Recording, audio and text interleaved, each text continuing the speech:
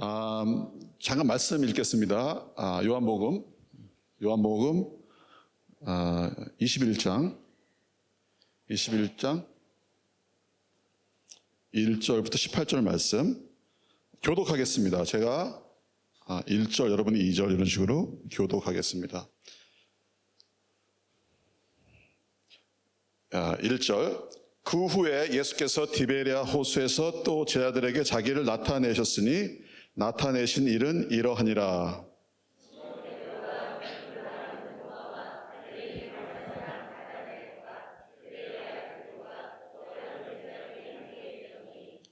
시몬 베드로가 나는 물고기 잡으러 가노라 하니 그들이 우리도 함께 가겠다 하고 나가서 배에 올랐으나 그날 밤에 아무것도 잡지 못하였더니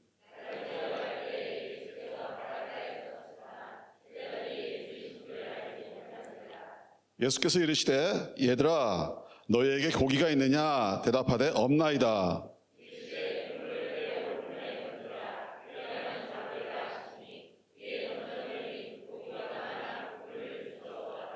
예수께서 사랑하는 그 제자가 베드로에게 이르되 주님이시라 하니 시몬 베드로가 벗고 있다가 주님이라 하는 말을 듣고 겉옷을 두른 후에 바다로 뛰어내리더라.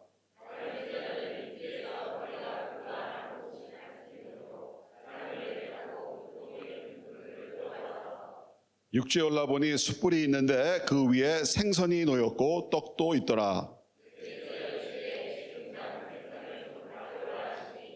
시몬 베드로가 올라가서 그물을 육지에 끌어올리니 가득히 찬 물고기가 153마리라. 이같이 많으나 그물이 찢어지지 아니하였더라.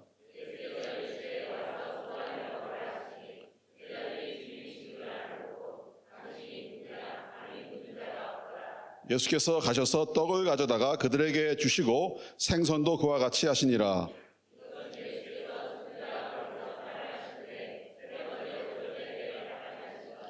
그들이 조반 먹은 후에 예수께서 시몬 베드로에게 이르시되 요한의 아들 시몬아 내가 이 사람들보다 나를 더 사랑하느냐 하시니 이르되 주님 그러하나이다. 내가 주님을 사랑하는 줄 주님께서 아시나이다. 이르시되 내 어린 양을 먹이라 하시고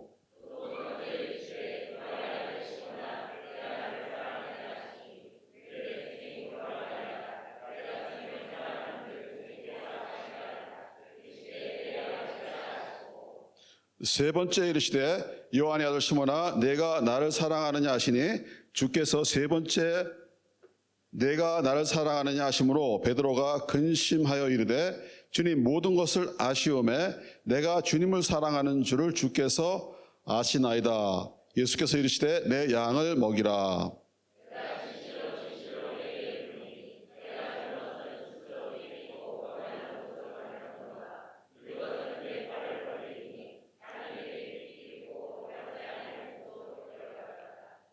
아멘. 잠깐 기도하겠습니다. 주님, 성령님을 초청합니다. 이 자리에 오셔서 우리의 귀를 열어주시고 우리의 마음을 열어주시옵소서. 성령님, 주님의 부족한 종, 그러나 이 자리에 주님을 사랑하는 자로 섰습니다. 제 목소리를 이용하시고 제 마음을 이용하셔서 제 행동과 모든 것을 이용하셔서 주님 하시고자 하는 말씀을 주님의 사랑하는 제자들 그리고 백성들 앞에 전하여 주시옵소서. 예수님의 이름으로 기도했습니다. 아멘. 아멘. 오늘은 여러분이 많이 읽고 또 설교도 많이 듣고 또 가르치기도 한 그 말씀을 가지고 말씀을 전하려고 합니다. 저도 이 말씀을 가지고 설교를 많이 했고 또 설교도 많이 들었습니다. 그런데 이 말씀은 우리가 전할 적에 주로 주님의 부르심에 대해서 초점을 맞춥니다. 그래서 용서하심과 그 부르심의 회복, 그 사명자로서 다시 부르시는 베드로를 부르시는 예수님에게 초점이 맞춰져 여태까지 이제 읽어왔습니다. 오늘은 좀 다른 관점으로 이 말씀을 이제 보고자 합니다. 그래서 사명자의 초점, 그러니까 사역자에게 초점을 맞추는 이런 관점을 종의 관점이라고 합니다. 사명의 관점이고, 오늘은 신부의 패러다임으로 이 성경 말씀을 다시 읽으려고 합니다. 제가 3주 동안 아가서를 이제 제가 공부를 했습니다. 공부를 하면서 이제 새벽 기도에 나오시는 분들하고 이제 나누는 시간을 가졌는데, 처음에는 이제 머리로 이제 하지만은 점점 제 가슴으로 내려오는 것 같아요. 그러면서 이 말씀을 다시 한번 읽는데 저한테 굉장히 새롭게 다가왔습니다. 그리고 이것이 정말 이런 말씀인가 라는 깨달음을 줬습니다. 그래서 이 말씀을 오늘 나누려고 합니다. 중요한 것은 이 말씀을 읽으면서 내 정체성이 새로워진다는 거고, 또 이 말씀 자체를 그 사랑의 관점에서, 그러니까 그 신랑이신 예수님이 그 신부인 교회, 그 믿는 자, 그분들에게 사랑의 관점에서 말씀하신다는 겁니다. 그래서 뭐 결론부터 말씀드리자면은 주님은 우리가 주님의 사랑 안에 주님의 사랑을 기억하기를 원하시고, 그 다음에 주님의 사랑 안에 거하시기를 원하십니다. 그런데 신랑이 신부를 사랑하는 것은 그냥 사랑하는 게 아니고 좋아하는 거예요. 즐거워하는 거예요. 그러니까 사랑하는 게 어떤 뭐 의무감이나 어떤 종교심 때문에 사랑하는 게 아니고, 사랑해야 되니까 사랑하는 게 아니고, 그 신부를 좋아서 어쩔 줄 몰라 하는 거예요. 기뻐하는 거예요. 그 신랑의 관점에서 보는 겁니다. 그죠? 그 신랑의 관점에서 볼 적에, 그리고 내가 누구인지를 알게 될 때 내 정체성이 새로워지고, 그런 다음에 이제 사명자가 되는 겁니다.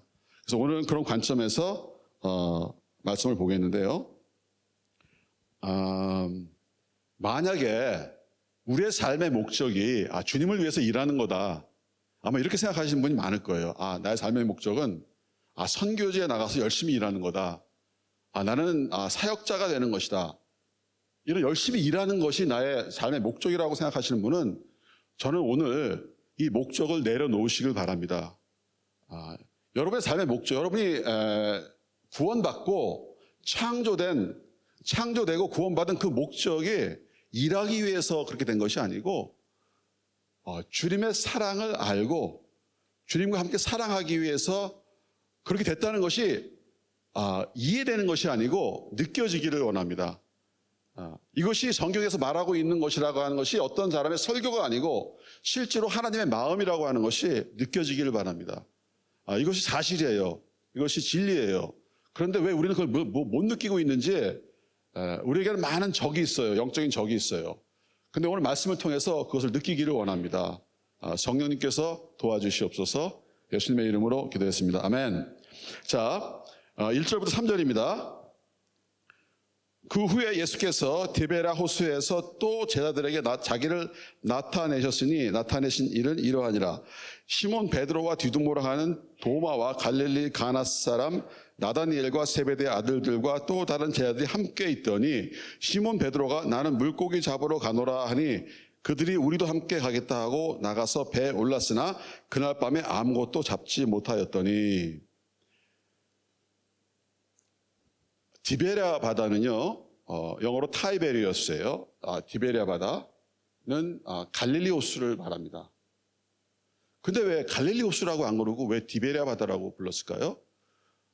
디베랴는 그 당시 로마의 황제의 이름이에요. 그죠? 그러니까 세상 임금의 이름입니다. 지금 이 이야기의 시점은 어떤 때냐면 예수님께서 죽으시고 부활하시고 죽음을 이기시고 승리하셔서 온 세상의 왕이 되셨는데, 지금 이 이야기의 이 배경은 무엇이냐면은 디베랴 호수입니다. 그러니까 세상 임금이 커 보이는, 세상 임금이 무서워 보이는, 세상 임금이 나를 지배하고 있는, 이것이 바로 이 배경입니다. 그죠? 주님은 보이지 않아요. 부활하신 주님은 안 보입니다. 그런데 세상 임금이 보입니다. 이것이 디베랴 호수라고 하는 그 의미가 가지고 있는 뜻입니다. 지금 디베랴 호수에 예수님이 제자들 앞에 다시 나타나셨어요. 이것이 세 번째 이제 나타나신 것인데, 지금 여기서 지금 이야기가 어떻게 시작되냐면은 베드로가 자기 친구들을 데리고 낚시하러 갑니다. 고기 잡으러 가요. 그럼 왜 베드로는 고기를 잡으러 갔을까요? 베드로가 돈이 없어서 먹고 살 게 없어서 고기 잡으러 갔습니까? 그렇지 않아요. 왜냐하면 예수님은 그 당시에 그 가롯 유다가 돈을 이제 모금해가지고 돈을 많이 가지고 다녔어요. 생활에 지장이 없어요. 그리고 예수님 돌아가셨어요. 돌아가시고 이제 부활하셨어요. 가롯 유다 아직 죽었나? 아직 안 나타났네, 그죠? 사라져 버렸어요. 돈 가지고 또 받아가지고 아직 그들에겐 돈이 있습니다. 그러니까 돈이 없어서 뭐 고기 잡으러 간 게 아니에요. 그렇다고 뭐 심심해서 고기 잡으러 갔냐? 그것도 아닙니다. 왜냐하면 그들이 밤새도록 고기를 잡은 거 보면은 뭔가 열심히 했습니다. 그러니까 심심해서 무료해서 뭐 휴가 간 거다. 이것도 아닙니다. 그럼 왜 고기 잡으러 갔을까요? 베드로는 지금 주님께서 부르신 그 사도의 직을 내려놓고 그 주님을 만나기 전에 그 전의 모습으로 돌아간 겁니다. 자기의 그 가업인 그 물고기 잡는 일로 돌아간 거예요. 친구들을 데리고. 왜 그랬을까요? 한번 생각을 해봐야 돼요.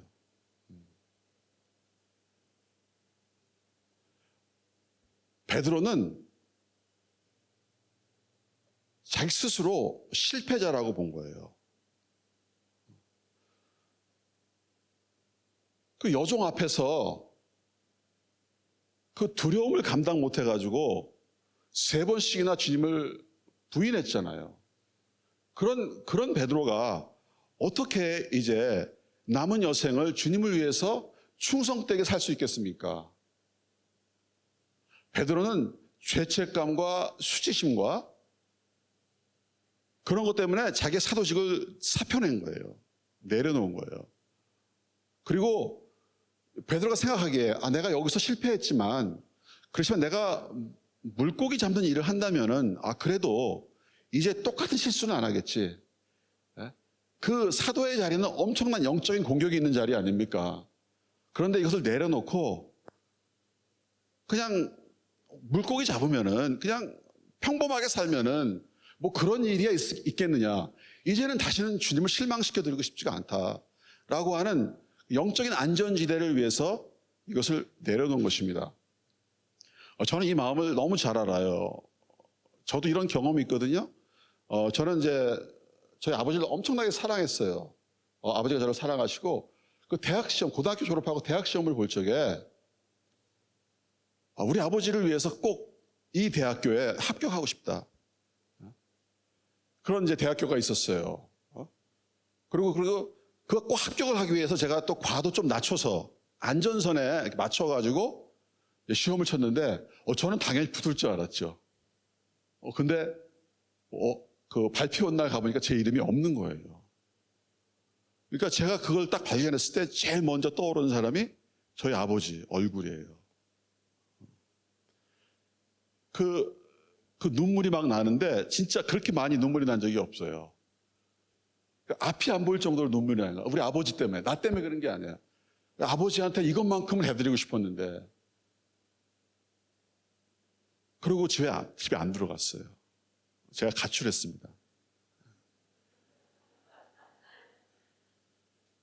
이제 갈 데가 없어가지고 제 친구 집에 가서 이제 있었는데, 그러니까 그 실망시킨다라고 하는 게 나를 믿고 나에게 삶을 투자한 그분한테 내가 실망감을 드린다는 게 얼마나 큰지 몰라요.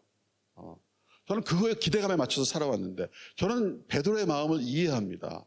얼마나 실망했을까 자기 자신한테. 주님 보기가 얼마나 부끄러웠을까. 그래서 베드로는 사도직을 포기하고 그냥 물고기 잡으면서 살겠다 이렇게 생각한 거예요. 근데 우리가 좀 생각할 게 있어요. 그럴 적에 그것은 내 입장에서 주님을 생각한 거지, 주님 입장에서 보면 어떨까? 이거 한번 잠깐 생각해 봐야 돼. 주님은 과연 어떤 마음을 갖고 계셨을까? 조금만 생각하면 이게 잘못된 생각인 걸 알 수 있어요. 왜 그러냐면은 우리 주님께서 마태복음 26장에 이미 말씀하셨어요. 주님이 십자가에 달리시기 전에 말씀하셨어요. 감람산에서 너는 나를 3번 부인할 것이다. 베드로가 절대로 그런 일은 없겠습니다. 내가 주님과 함께 죽을지언정 그런 일은 없겠습니다 그랬단 말이에요. 그 다음에 또 겟세마네 동산에 가가지고 또 그랬단 말이에요. 그런데 겟세마네 동산에서 굉장히 중요한 말씀을 하셨어요. 뭐라고 말씀하셨냐면은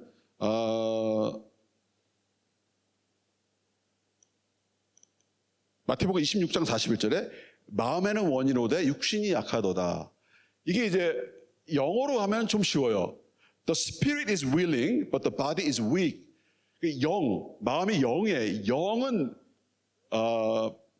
자원하는데, willing, 영은 자원하는데 내 육신이 이 육신의 죄가 이것을 막는구나 이런 거죠. 그러니까 이게 이제 내가 지금 이 더운 여름날 지치고 힘들어서 잠이 많이 온다 뭐 이런 게 아니에요.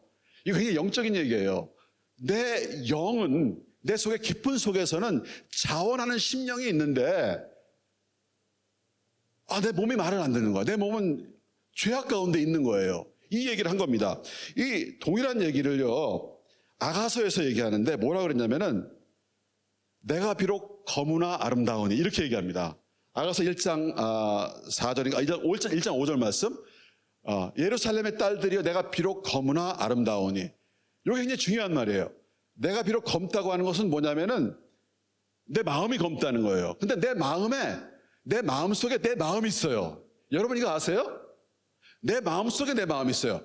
그러나 내 깊은 속마음은 이제 그것이 이제 바로 스피릿이에요. 내 깊은 속마음은 하나님 보시기에는 아름답다는 겁니다. 그러니까 내가 거무나 내가 세상에 살면서 이 세상의 생각들과 이런 것들이 검다는 거예요. 죄악 속에 산다는 거예요. 그렇지만 하나님이 보시는 것은 그 안에 속 깊은 곳 그것은 아름답다는 거예요.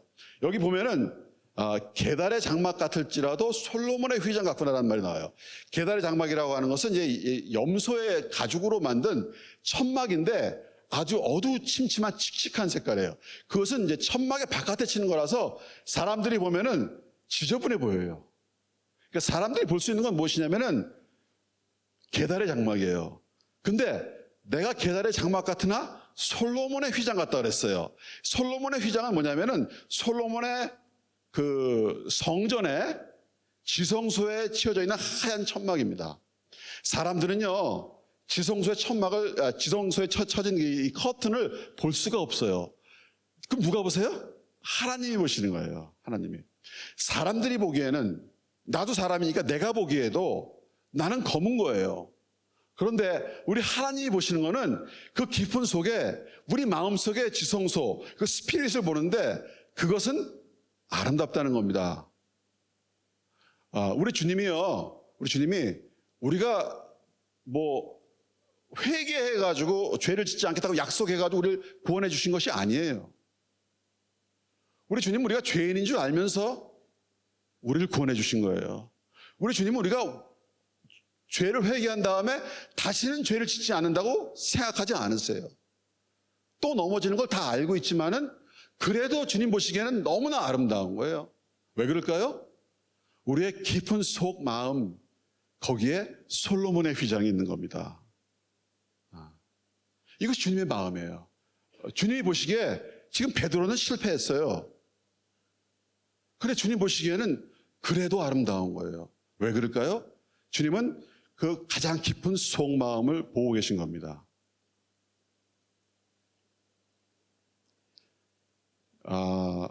3절 후반부터 6절까지 읽겠습니다. 여기 물 좀 갖다 줬으면 좋겠는데.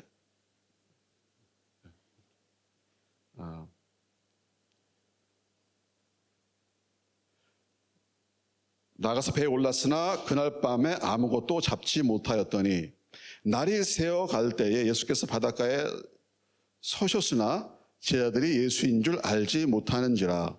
예수께서 이르시되 얘들아 너희에게 고기가 있느냐 대답하되 없나이다. 이르시되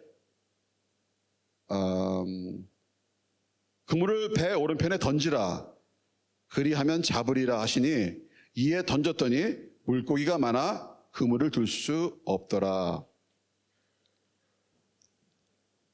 네.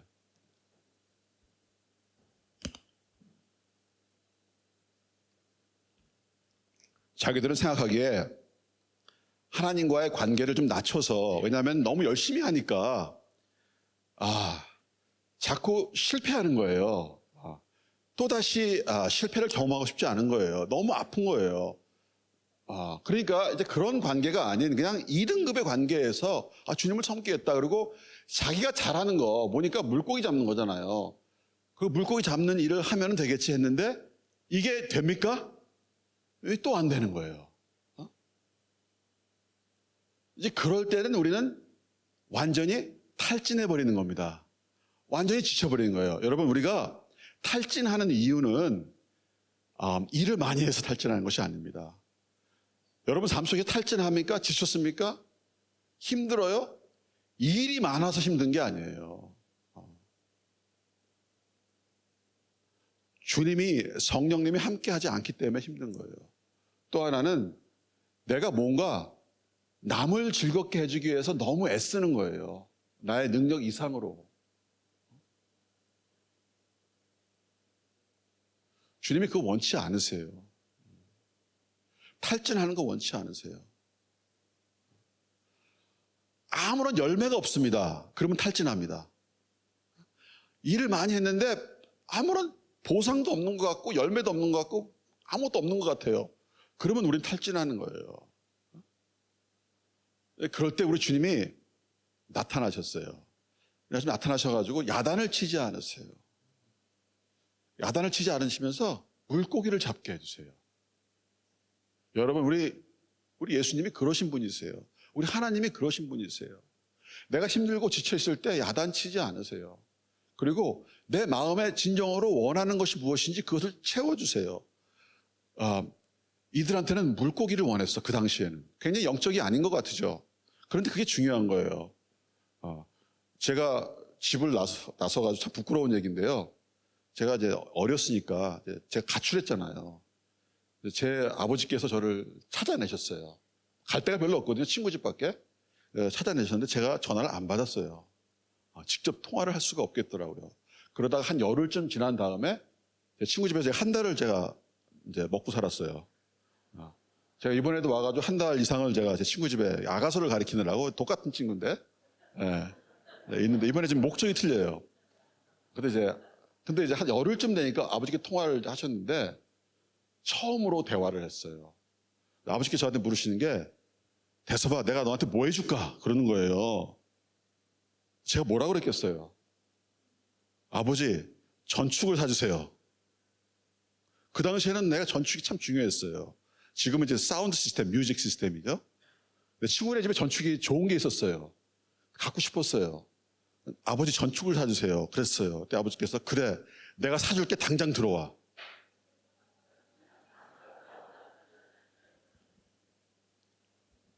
이게 전혀 영적인 것 같지 않죠? 근데 이게 굉장히 영적인 거예요, 여러분.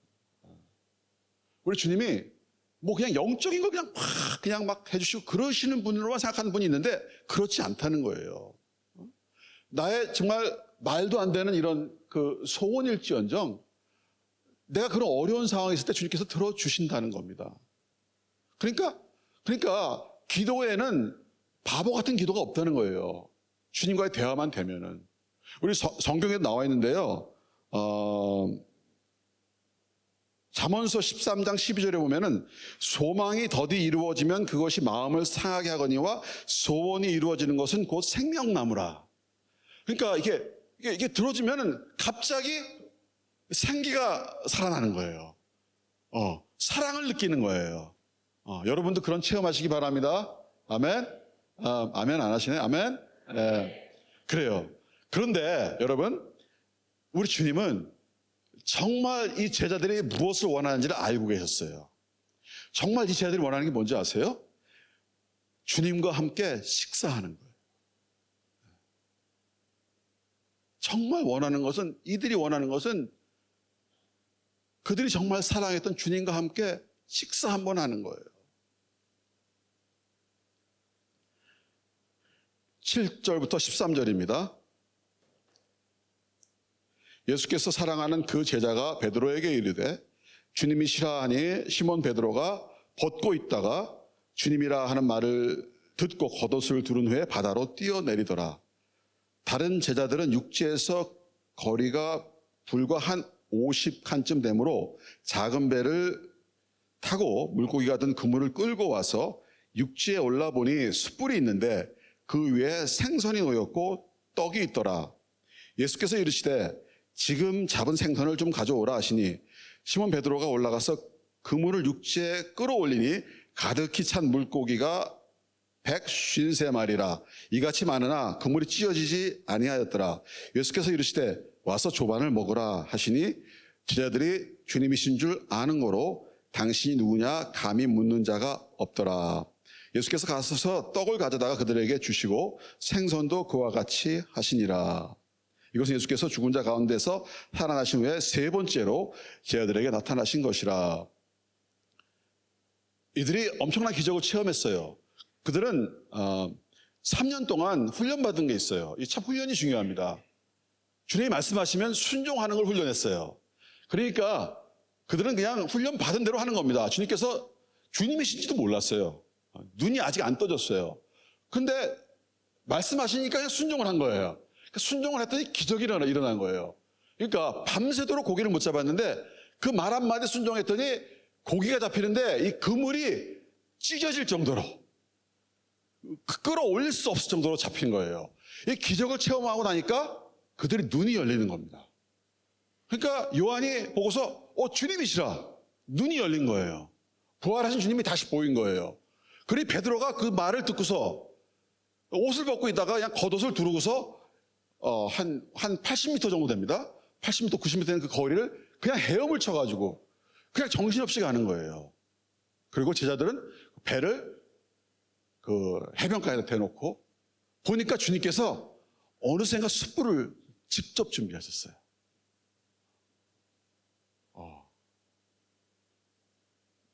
한 나라의 그 왕이라도 자기 사랑하는 아들을 위해서 직접 숯불을 준비하고 거기다가 떡을 갖다 굽는 모습을 상상해 보세요. 그 사랑하는 마음에 그렇게 할 수 있습니까? 그렇게 하죠. 사랑하는 아들 한 사람을 위해서. 우리 주님이 온 세상의 임금이시고 온 세상의 주이신데 사랑하는 제자를 위해서 숯불을 직접 준비하시고 거기다 불을 피시고, 이 숯불을 피는 게 어렵습니다, 여러분. 저는 해봐서 아는데 쉽지 않아요. 숯불을 이렇게 피면서 이렇게 검은 것들 이렇게 얼굴에 묻히고 이렇게 하다 보면 옷도 지저분해지고, 숯불을 피는 거예요. 피고 거기다가 떡을 얹으시고 직접 쪼그리고 앉아서 구우시는 거예요, 우리 주님이. 왜? 제자들은 그것을 원하는 거야. 가장 원하는 거. 주님과 함께 이 친밀한 식사 시간을 함께 하는 거. 그러고서 그들이 잡아온 물고기를 이용하세요. 야, 물고기를 가져오너라. 그 물고기 거기다 얹고서 이 숯불 바베큐 생선을 만들어 주시는 거예요. 그리고 그 생선을, 그 떡을 직접 나눠주시면서 이 식사하는 거예요. 이것이 그들이 제일 필요한 것이었고, 이게 왕의 식탁이에요. 하늘과 땅의 주인, 주님과 식탁을. 이걸 주님께서 마련하신 거예요, 직접. 우리 주님은 원수의 목전에서 상을 베푸시는, 다윗이 그거 알았잖아요. 원수의 목전에서 상을 베푸시나니 내 잔이 넘치나이다. 정말 진수성찬이라서 그런 것이 아니고, 우리 보성팀 원주민 지역에 오면은요, 사막에 가가지고 이 캥거루 고기를 구워 먹는데 진짜 맛없어요. 그런데 그게 얼마나 좋은지 몰라. 먹을 것이 없으니까. 거기서 그냥 우리가 김밥을 해가겠습니까? 김치찌개 해 먹겠어요? 못 해 먹잖아요. 그러나 거기 있는 걸 가지고 해 먹을 때 진짜 그것이 평생 잊지 못해. 물론 보성에 가도 이렇게 맛있게 해 먹겠지만 이 사막에서 해먹는 거는 평생 잊지를 못해요. 왜 그래요? 주님이 함께 하시니까. 할렐루야. 주님이 함께 하시면은 무엇을 먹어도 그렇게 맛있는 거야. 그러니까 음식은 무엇을 먹느냐가 중요한 게 아니고 누구하고 먹느냐가 중요한 겁니다. 그리고 주님이 손수 준비한 이거를 먹을 때 그들은 회복이 되는 거야. 여러분, 회복은요, 이 몸 회복하고 영 회복하고 같이 일어납니다. 회복이 되는 거야. 관계가 회복되고 힘이 생겨나고 회복이 되는 거예요. 그 다음에 15절부터 17절 말씀. 그들이 조반 먹은 후에 예수께서 시몬 베드로에게 이르시되 요한의 아들 시몬아 내가 이 사람들보다 나를 더 사랑하느냐 하시니 이르되 주님 그러하나이다. 내가 주님을 사랑하는 줄 주님께서 아시나이다. 이르시되 내 어린 양을 먹이라 하시고 또 두 번째 이르시되 요한의 아들 시몬아 내가 나를 사랑하느냐 하시니 이르되 주님 그러하나이다. 내가 주님을 사랑하는 줄 주님께서 아시나이다. 이르시되 내 양을 치라 하시고 세 번째 이르시되 요한의 아들 시몬아 내가 나를 사랑하느냐 하시니 주께서 세 번째 내가 나를 사랑하느냐 하심으로 베드로가 근심하여 이르되 주님 모든 것을 아시오매 내가 주님을 사랑하는 줄을 주님께서 아시나이다. 예수께서 이르시되 내 양을 먹이라.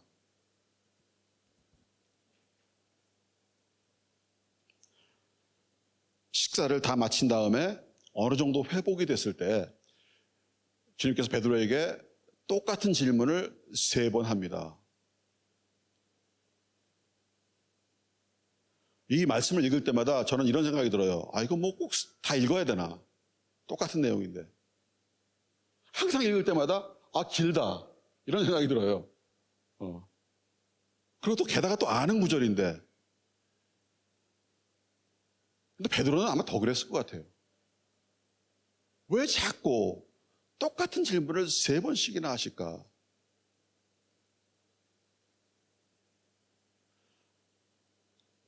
아까 우리 주님께서 제 아들한테 얘들아 너에게 고기가 있느냐라고 물어보셨을 적에 우리 주님이 제 아들한테 고기가 없는 것을 모르고 물어보셨습니까?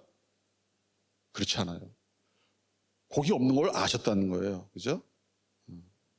우리 주님이 무엇을 물어볼 때는 주님께서 뭔가를 알아내기 위해서 물어보는 것이 아니고 주님께서 그 질문을 받는 그 사람들이 무언가를 알아내기 원하기 때문에 물어보시는 거예요. 그들이 이 질문을 받았을 때 너에게 고기가 없느냐 하는 질문을 받았을 적에 그들이 네 없습니다라고 대답했을 적에 그들은 생각했을 거예요. 왜 고기가 안 잡힐까? 정말 고기가 없네. 열매 없는 삶이구나. 성과 없는 수고구나. 그죠? 예수님께서 내가 나를 사랑하느냐 물어봤을 적에 예수님은 그 베드로한테 그 사랑한다는 말을 듣고 싶어서 물어본 게 아니에요, 여러분. 예수님은 베드로의 마음을 알고 계셨다는 거예요. 사람들이 보지 못하는 그 깊은 속마음, 그 지성소와 같은 그 스피릿을 알고 있었어요. 그런데 문제는 무엇이냐면 베드로가 그것을 몰랐다는 거예요. 베드로가. 주님께서 베드로한테 내가 나를 사랑하느냐 물어볼 때는 베드로가 이거를 알기를 원하셨던 거예요. 그럼 무엇을 알기 원하셨을까요? 베드로의 입으로 그 말을 내버텨내게 하신 거예요. 그러니까 이렇게 토해내게 하신 거예요. 내가 주님을 사랑합니다. 그것이 진심일까요? 가식일까요? 그거 진심이에요. 여러분, 우리가 성숙하지 않다고 해서, 우리가 넘어진다고 해서, 우리가 주님을 실망시켜드렸다고 해서 우리가 주님을 사랑하지 않는 것이 아닙니다, 여러분. 우리의 사랑이 가식이 아니에요. 사람들은 그렇게 볼 수도 있어요. 저는 위선자다. 교회 다니는 사람 다 위선자다. 이렇게 볼 수 있어요. 또 내가 사람들의 말을 듣고 그렇게 생각할 수 있어요. 그런데 우리 주님은 깊은 속마음을 아세요. 처음 주님을 만났을 적에 그 고백했던 그 사랑이 여러분 거짓말이 아니었어요. 베드로가 거짓말한 게 아니었어요. 미성숙한 사랑은 거짓 사랑이 아닙니다. 주님은 그것을 베드로한테 알게 해주고 싶었던 거예요. 네가 나를 사랑하느냐? 라고 물어봤을 적에 주님은 알고 계셨는데 베드로가 그것을 확신이 없었어. 확신이. 왜? 실패했으니까. 실망시켜 드렸으니까. 내가 정말 주님을 사랑하는가? 잘 모르겠는 거예요. 주님이 물어봤어요. 한 번 대답했어요. 네, 주님, 제가 주님을 사랑합니다. 됐어. 내 양을 먹여. 여기서 포인트는 여러분, 내가 나를 사랑하느냐예요. 양을 먹이는 거는요, 사랑하기 때문에 먹이라는 거예요. 양을 먹이라는 게 포인트가 아니에요, 여러분. 양을 안 먹여도 돼요. 양을 먹이는 것은 일거리를 주는 거예요. 재밌어요. 그러니까 사랑하니까 먹이라는 거예요. 이게 포인트를 바꾸면 안 되는 거예요. 일하는 게 포인트가 아니라는 거예요. 사역이 포인트가 아니라는 거예요. 이 마음 보이지 않는 거, 이게 포인트라는 거예요. 근데 한 번 얘기하니까 이게 긴가민가 해. 두 번 물어봤어요. 내가 나를 사랑하느냐? 이 베드로가 네, 제가 주님을 사랑합니다. 똑같은 얘기를 하십니다. 그래, 내 양을 먹여. 세 번 물어봤어요. 세 번 물어봤더니 진짜 심각하게 생각하는 거예요. 그리고 이번에는 진짜 내가 주님을 사랑하는가 확인해 보고 싶어. 그런데 아무리 봐도 나는 주님을 사랑하는 거예요. 여러분 그렇습니까? 주님이 여러분한테 물어봅니다. 진짜 주님을 사랑하십니까? 여러분이 여태까지 한 것 가식이 아니죠? 여러분이 넘어졌습니까? 실망시켜 드렸습니까? 그 주님이 물어보시는 거예요. 진짜 주님을 사랑하냐고. 세 번째 베드로는 네, 제가 주님을 사랑하는 줄 주님께서 아시잖아요.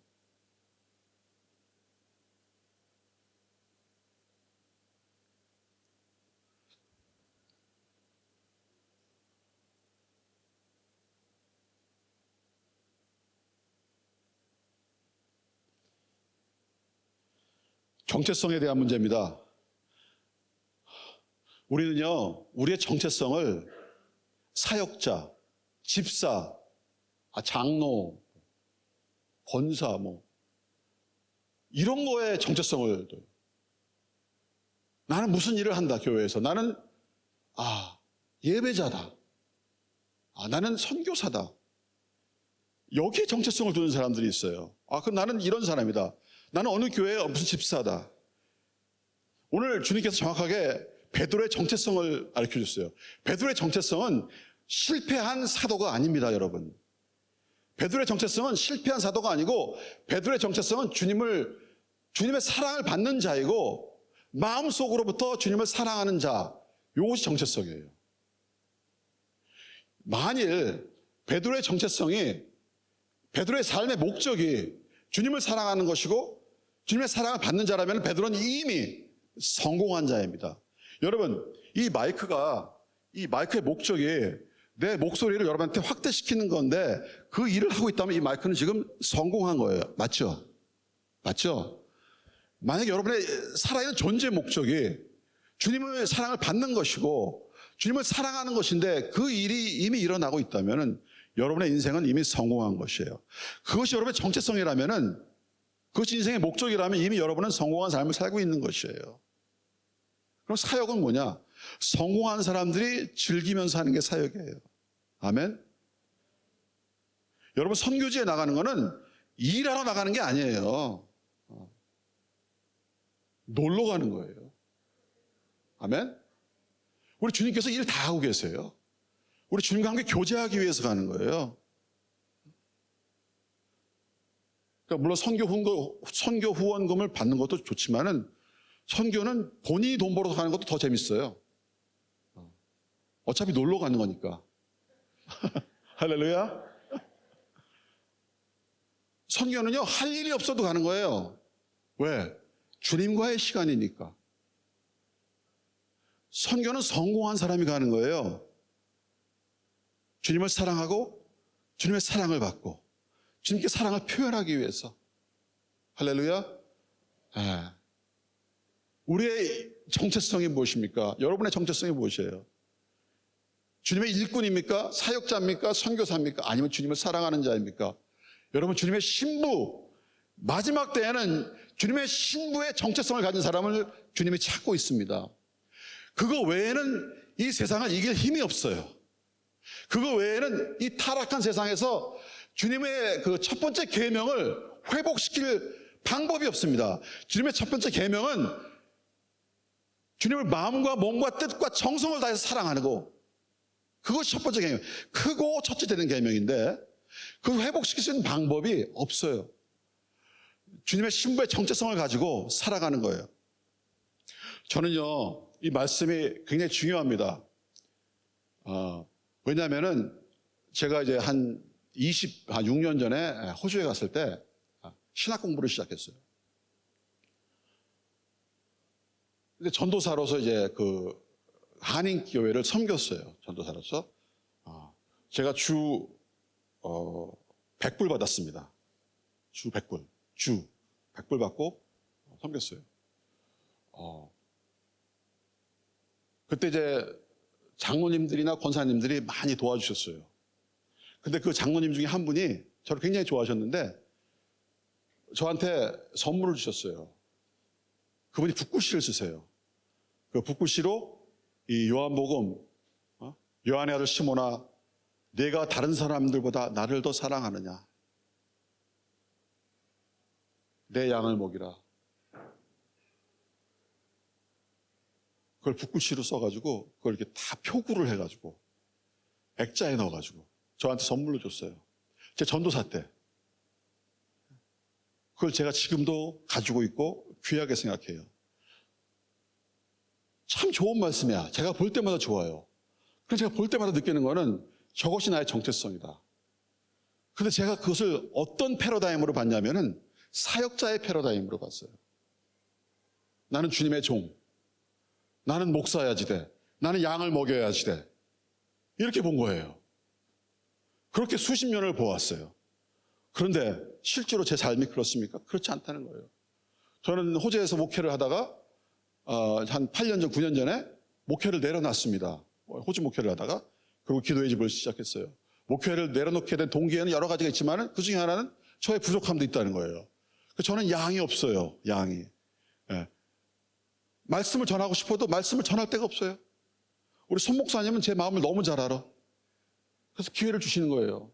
그러나 담임 목사님이 허락 안 해주시면 저는 설교를 못 하는 거예요. 그러면 기도의 집을 잘하느냐? 그것도 아니에요. 뭐 이렇게 소개하고 그럴 때는 기도의 집 파운더입니다. 그런 얘기 좀 안 했으면 좋겠어요.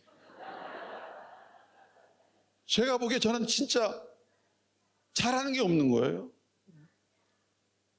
그러면 훌륭한 아빠냐? 훌륭한 남편이냐? 훌륭한 아들이냐? 무엇을 봐도 자랑할 게 없는 거예요. 근데 문제는 뭐냐면은 제가 제 마음속에 점점 주님에 대한 사랑에 식어가는 거예요. 설교를 20년 동안 사역을 그렇게 하는데 주님에 대한 사랑이 식어가는 거예요.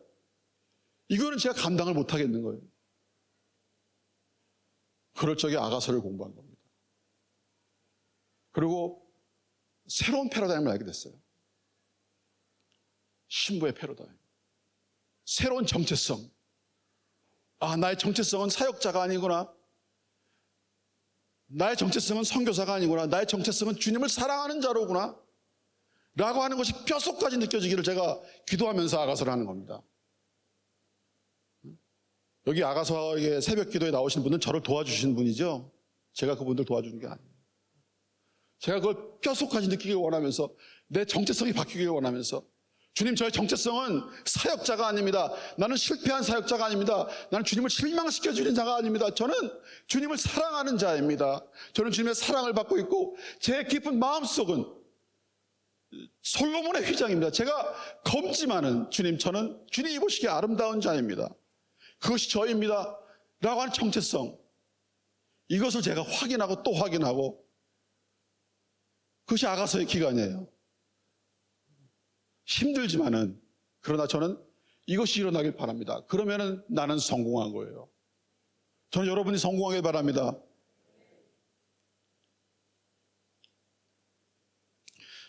마지막 절인데요. 내가 진실로 내게 이르노니 내가 젊어서는 스스로 띠뛰고 원하는 곳으로 다녔거니와 늙어서는 내 팔을 벌리리니 남이 내게 띠띠우고 원하지 아니한 곳으로 데려가리라. 여러분, 이 말씀이 이해가 갑니까? 여러분, 이 말씀은요, 종의 패러다임으로 보면 절대로 이해가 안 가는 거예요. 아니, 십자가에 거꾸로 매달리겠다고 하는 그 비전을 가지고 사명을 감당하는 사람이 세상에 어디 있습니까? 여러분, 이 말씀이 주님이 그냥 예언하신 겁니까? 물론 예언이에요. 그런데 이거는 굉장히 중요한 선포입니다. 이건 무엇이냐면은 네가 나의 신부라는 거예요. 여러분, 주님께서 말씀하시는 거예요. 너는 그냥 사역자가 아니야. 여러분, 사랑하는 사람은요, 돈을 받고 일을 안 해요. 여러분, 종들은요, 대가를 요구받아야 돼요. 청구서를 내놔요. 사랑하는 사람은요, 일을 죽도록 하고 그래도 덜 했다고 생각하는 거예요. 우리 주님께서요, 이렇게 선포하시는 거야. 네가 나의 친구다. 너는 내가 간 그 길을 나하고 함께 갈 것이다. 너는 세상의 구원을 위해서 네 목숨을 다 버릴 때까지 나를 사랑하는 그 마음 때문에 그 길을 가게 될 것이다. 이거는 신부에 대한 선포인 것입니다. 베드로가요, 그 순간에 이 말을 이해하게 됐어요. 왜? 자기가 주님을 그 마음속 깊이부터 사랑한다고 하는 걸 깨달았기 때문에 그 말을 이해한 거예요. 아가서 마지막 그 8장에 이런 말이 나와요. 너는 나를 도장같이 마음에 품고 도장같이 팔에 두라. 너는 나를, 예수님께서 신부한테, 성숙한 신부입니다. 이 아가서는 이제 신부가 성숙하는 과정을 쭉 설명해 주는데 마지막 장에 성숙한 신부예요. 성숙한 신부한테 너는 나를, 예수님을 도장같이 인장같이 그 마음에 품고, 예수님을 도장같이 마음에 품고, 그리고 도장같이 팔에 두라. 사랑은 죽음같이 강하고, 무슨 사랑이에요? 그 당신 속에 있는 그 주님을 사랑하는 그 지성소에 있는 그 스피릿에 있는 그 사랑은 무엇같이 강해? 죽음같이 강하고, 사랑은 죽음같이 강하고, 질투는 하나님의 질투예요. 수월같이 잔인하며, 하나님의 질투는 얼마나 큰지 사랑하기 때문에 그 질투는 그 모든 것을 요구한다는 거야.